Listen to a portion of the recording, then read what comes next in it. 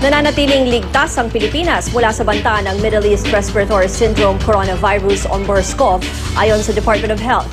Tuloy-tuloy ang paghahanap at pagsusuri ng ahensya sa mga pasaherong nakasabay ng Pilipinong nurse sa eroplano na unang inakalang may MERS-CoV. May news to go si Athena Imperial.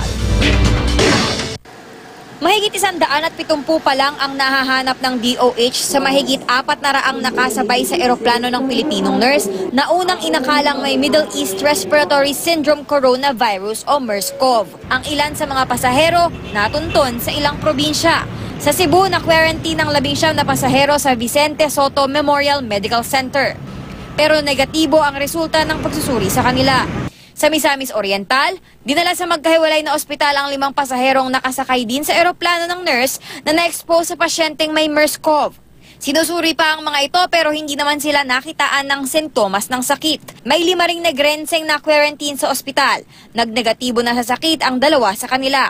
Inilathala na kahapon ng DOH ang mga pangalan ng iba pang kailangan magpa-quarantine. Pinapayuhan ang mga nasa listahan na makipag-ugnayan kaagad sa DOH. Sa gitna ng paghahanap sa kanila, may 2 Pilipinang sumailalim din sa quarantine kahapon matapos makitaan ng lagnat at sore throat nang lumabag sila sa NAIA. Galing Riyadh, Saudi Arabia ang isa, habang galing naman sa Abu Dhabi ang isa pa.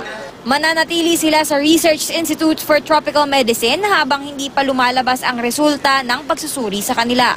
Paliwanag ng DOH, ginagawa ang quarantine tuwing may mga bago at hindi pangkaraniwang sakit tulad ng MERS-CoV. It's respiratory droplets.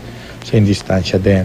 So, pag nasingahan ka, or yung plema, or naubuhan ka, laway, tumalis. exactly. Or umubo ako, di ba, usually, ang kulakapay niya, kamay mo, tapos hindi ako naghugas ng kamay, kinamayan kita.